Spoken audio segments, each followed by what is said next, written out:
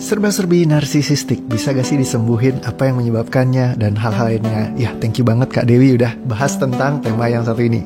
Karena ini tema yang cukup lumayan seksi ya. Soalnya saya juga ngalamin simptom-simptomnya gitu ya. Terutama kayak di beberapa tahun kebelakang gitu ya, itu sempet ekstrim banget. Yang rasanya tuh kayak seneng banget ketika orang kasih apresiasi tuh langsung kayak kesulut gitu. Terus kayak energinya itu harus dari eksternal. Ketika mereka kasih banyak penghargaan kepada saya, dan semakin saya banyak pencapaian, banyak keharusan saya untuk tampil. Saya pengen banget airtime saya tuh paling banyak.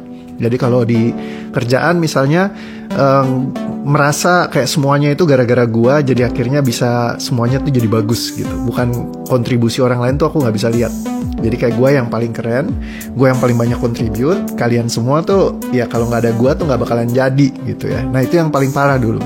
Terus semenjak create di OE juga pas di awal-awal itu energinya harsh banget. Kayaknya gue yang paling hebat, sistem ini paling keren ya. Terus selalu berusaha untuk menunjukkan bahwa aku lebih baik daripada yang lain semuanya kayak gitu. Dan itu terus-terusan ya, dan parah banget ya. Sekarang ya masih tapi nggak separah dulu. Kalau dulu tuh bener-bener kayak intensitas energinya tuh bener-bener kayak harsh banget ya, bener-bener luar biasa. Nah jadi dan kalau disalahin juga nggak bisa salah, jadi kayak sangat-sangat terganggu kalau misalkan disalahkan. Terus juga kalau bersaing sama orang itu sangat kompetitif, karena dulu juga pas di dunia gaming gitu pengennya menang terus, dan nggak ragu untuk menjatuhkan orang lain supaya saya yang bisa naik kayak gitu. Jadi ya dibilang busuk ya busuk juga gitu. Pokoknya gimana caranya gue yang mesti naik, gue yang harus tinggi, gue yang harus ada di atas. Kenapa pattern ini muncul? Kalau di saya memang karena banyak luka bully, trauma masa lalu. Ya karena biasanya kalau misalkan narsisistik itu kan selalu mengejar pencapaian. Paling gampangnya orang ngejar pencapaian supaya apa? Supaya banyak apresiasi dari orang lain. Kebutuhan untuk membuktikan dirinya. Jadi proof kalau mereka itu bagus, mereka itu oke gitu. Nah, keharusan untuk membuktikan ini biasanya munculnya akar permasalahan utama adalah karena mereka nggak fulfill di dalam hatinya akibat dari semua peristiwa di masa lalu. Entah pernah dibully, entah disampahin sama orang tuanya, misalkan kayak nih anak nggak guna, apa segala macam kayak gitu. Jadi pengen menunjukkan diri bahwa gue bisa dan mampu. Nah, jadi basically ini core traumanya kebanyakan dari masa kecil. Ya kalau misalkan sering direndahkan atau apa segala macam, hidupnya keras. Di situ kita pengen banget untuk bisa nunjukin, dan setiap kali nunjukin itu jadi sebuah pencapaian yang kayak bikin kita jadi senang banget. Nah resikonya adalah kalau misalkan kita sampai jatuh, itu sakitnya luar biasa. Karena saat kita sangat berdaya dan mampu, begitu jatuh ibaratnya makin tinggi ya, kalau misalkan dia naik terus ya nggak apa-apa ya. Begitu dia jatuh, boom, udah kayak post power syndrome, langsung bisa bengong-bengong gitu kayak orang bego gitu. Kok gue gini ya gitu. Padahal gue nih sebenarnya hebat loh, gue jago loh, gue gini loh. And suddenly begitu kena, boom, langsung jatuh turun ya, kayak orang generasi strawberry gitu ya, katanya langsung hancur gitu. Tapi sebenarnya mereka perjuangannya kuat, tapi begitu jatuh, nah ibaratnya kayak naik gedung itu udah tinggi banget, lantai 21. Begitu jatuh itu lebih sakit daripada orang-orang yang ya ibaratnya belum punya pencapaian lah. Ya kan, misalnya lu cuma di gedung lantai ya baru naik 5 anak tangga, jatuh ya nggak sakit. Tapi yang udah naik di lantai 21, begitu jatuh tuh sakitnya luar biasa.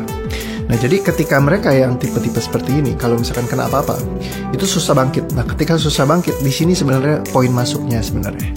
Kalau misalkan mereka udah kena kebentur sesuatu, mereka udah hopeless, terus banyak saya handle yang narsisistik yang kena kasusnya itu karena overthinking yang parah ya, dan dikejar pencapaian, mereka terbebani sendiri, akhirnya muncul anxiety. Nah ketika udah muncul anxiety, mereka udah mulai panik, gak ngerti gimana caranya.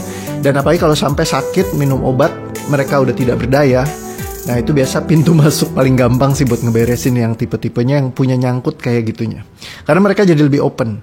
Intinya gue pengen sembuh. Nah di saat pengen sembuh bisa dibantu sembuhin. Karena apa? Dia sendiri yang pengen. Nah kalau misalkan narsisistik lagi di puncak kesuksesannya dia, atau dia lagi grow banget kayak gitu, wah susah banget deh. Karena buat mereka ya gue yang paling hebat. Jadi gak bisa, gue gak salah gitu loh. Mau ngapain lu bawa gue suruh ke konsultan yang bisa bantu benahin pikiran gue segala macam, orang yang bermasalah kalian kok buktinya gue sukses-sukses aja.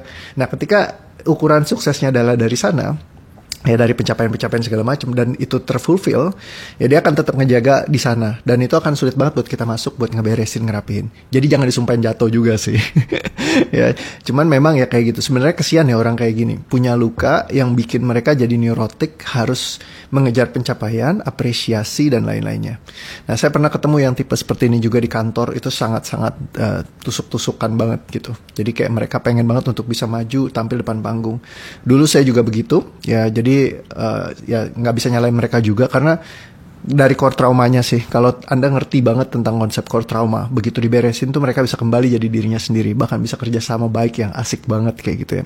Kayak saya pribadi ya sekarang udah nggak pusingin lagi lah. Saya cuma mikir gimana caranya kita berkontribusi untuk dunia yang lebih baik bersama-sama. Kalau dulu selalu mikirnya gaya Satria Baja Hitam, sendirian, paling jago, paling keren, pengennya jadi Son Goku gitu, yang paling mentereng sendiri. Tapi kalau sekarang lebih mikir gaya Avengers saja, atau ya Power Rangers, semua yang kita barengan sama-sama, semua orang punya kapasitas, kemampuannya masing-masing, kekuatannya masing-masing. Ketika kita bersatu, ya Bhinneka Tunggal Ika ya, meskipun berbeda-beda jadi satu, jadi kuat, ya kita bisa menyelesaikan, overcome banyak hal yang di dalam kehidupan itu mungkin nyangkut gitu. Nah, dibandingkan kalau misalkan sendirian, ya selalu kayak pengen-pengen apa-apa sendiri gitu. Itu dulunya tuh nggak enak banget. Cuman ketika diberesin ya trauma-trauma masa lalunya, saya mulai lebih ease gitu loh. Jadi saya mulai lebih santai, saya mulai bisa acknowledge bahwa orang lain juga punya kelebihannya masing-masing. Dan ketika bisa seperti itu, jadi kayak nggak terbutakan lagi. Kalau dulu, gue yang paling bagus, lo orang semua sampah. Ya tapi kalau sekarang nggak. Aku bagus, kalian juga ada bagusnya. Kita bisa kontribusikan apa kepada dunia untuk kita sama-sama grow, jadi lebih baik lagi. Jadi itu yang ya sekarang yang jadi sebuah fondasi di dalam bawah sadar saya. Dan and I know it gitu, saat transisinya terjadi. Karena apa, balik lagi core traumanya diberesin. Nah, ketika saya pernah ada yang memang kasus dia ciri-ciri NPD-nya tuh kuat ya. Tapi karena dia sendiri memang punya masalah kayak gitu, ketika dia mau diberesin, itu pelan-pelan, itu orangnya jadi ease banget. Sekarang jadi ramah sama orang lain, ngobrolnya jadi lebih enak kayak gitu, bisa humble gitu ya. Karena saya masih interaksi sama orang ini gitu ya. Dan tadinya nggak mau gaul sama orang, nutup diri segala macam kayak gitu. Pokoknya gue yang paling bagus lah gitu. Pokoknya cuman urusannya gue pengen sembuh doang biar bisa tenang, bisa happy. Nah, cuma ketika diberesin, ternyata open up banyak hal. Dia lebih terbuka sama orang lain, bisa ketemu, bisa ngobrol, bisa menghargai pendapat orang, bisa ngertiin perasaannya orang lain, yang tadinya kayak sama sekali kayak nutup diri banget gitu. Nah, jadi kalau memang ini terbentuk dari core trauma, sesuatu, karena setiap emosi itu pasti ada core traumanya yang nyebabin mereka jadi seperti itu. Ya kalau dibilang, belum tentulah, masa dari trauma gini, cobain aja dulu. Ya kalau misalkan cuman ya sayangnya susah kan ya ketemu orang yang NPD ya, apalagi yang mau diberesin gitu. Potensinya sangat kecil lah kalau Anda nasehatin, yang ada dia nasehatin balik. Kamu nggak punya pencapaian apa-apa, nggak sehebat saya kok, ngapain kamu pakai nasehatin saya segala gitu kan. Nah cuma kalau misalkan ada poin buat dia open mau diberesin, wah itu bisa asik banget. Karena dengan kemampuan mereka, kapasitas yang mereka miliki, kalau digunakan untuk kebaikan, ngebangun dunia, itu seru banget. Tapi bukan berarti orang NPD nggak ada yang ngebangun dunia ya. Banyak juga yang mereka dalam titik narsisistiknya ngebangun banyak hal di dunia ini jadi lebih baik lagi. Jadi at some way itu sangat bagus di titik-titik tertentu ya, terutama bicara pencapaian apa segala macam, mungkin buka lapangan pekerjaan. Tapi mungkin kadang kalau digunakan itu di rumah tangga, nah itu yang jadi bermasalah ya kan. Masa sama istri semuanya urusan pencapaian apa segala macam, pengen dipuja-puja dan lain-lainnya. Kalau pas match ketemunya yang pasangan yang bisa memenuhi itu semua sih asik. Dan kalau memang kebutuhan pasangannya juga untuk kayak memuja, ada juga yang kayak gitu ya. Karena seneng kalau misalkan merasa sama yang narsisistik kan kayak bisa dipegang, terus mereka memuja, nah komplit, jadi kayak saling melengkapi. Nah itu seru juga ya. Jadi cuman ya kalau misalkan emang yang kitanya juga keras, banyak tuntutan segala macam, akan terjadi peperangan. Nah ini akan lebih sulit kalau satu nggak bisa lebih kayak nurunin levelnya dia kayak gitu. Nah jadi kurang lebih seperti itu. Boleh bilang sulit ya untuk diberesin karena mereka biasanya nggak mau open. Tapi kalau mereka mau open, aku yakin sebenarnya bisa dibantu untuk diberesin. Ya seperti itu. Oke, semoga bisa menjawab ya. Thank you. Sorry ngomongnya agak ngalor ngidul karena saya juga nggak pakai scripting apa-apa. Tapi ya semoga bisa dapat insight dari yang ini ya. Thank you. See you. Dadah. Nature-nya orang narsisistik emang sangat menarik. Mereka itu bisa nge-lead dirinya sendiri karena kecintaan terhadap dirinya sendiri sangat kencang sekali, sehingga biasanya mereka juga bisa nge-lead di banyak tempat. Nah, ketika punya energinya seorang leader, biasanya kita itu yang biasanya punya lag gitu ya. Jadi kalau misalkan kita kayak merasa percaya diri kita kurang tinggi, kita akan banget untuk nyariin orang yang bisa ngelit kita, mimpin kita. Cenderungannya kan mereka kayak orangnya keren gitu ya, terus sophisticated banget, bisa segala macem. Kalau misalkan kita bisa bikin mereka tunduk sama kita, itu kayak ada perasaan achievementnya sendiri buat kita. Jadi ada juga yang masuk patternnya seperti ini.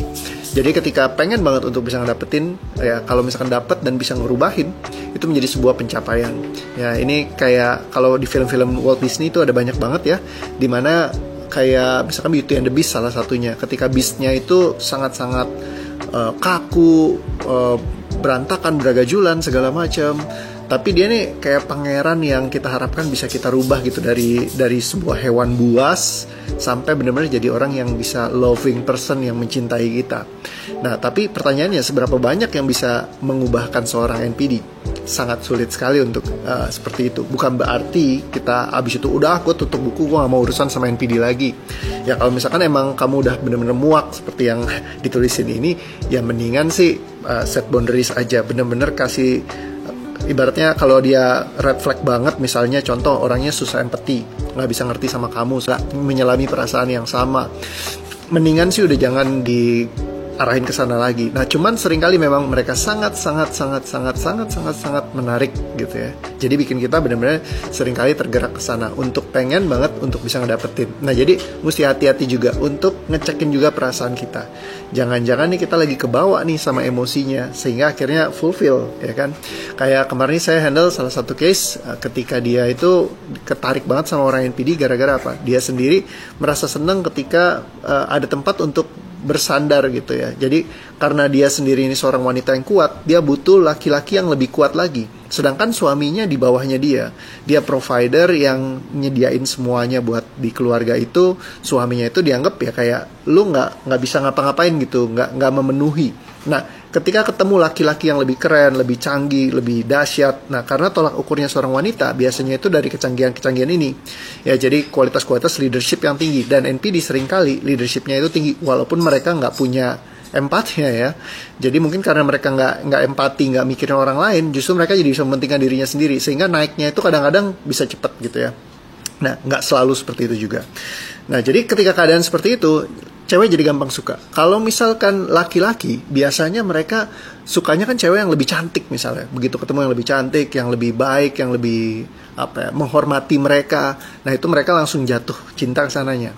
Nah, tapi kalau cewek biasanya justru ke laki-laki yang tanda kutip bad boy yang bisa nyampain mereka. Mereka lebih cenderung untuk interest. Ya kayaknya seneng gitu kalau misalnya bisa naklukkan ya. Jadi hati-hati ya kalau punya pattern-pattern seperti ini. Nah, mungkin ini bisa jadi satu indikator-indikator yang buat bantu kamu supaya nggak nyemplung ke situ melulu.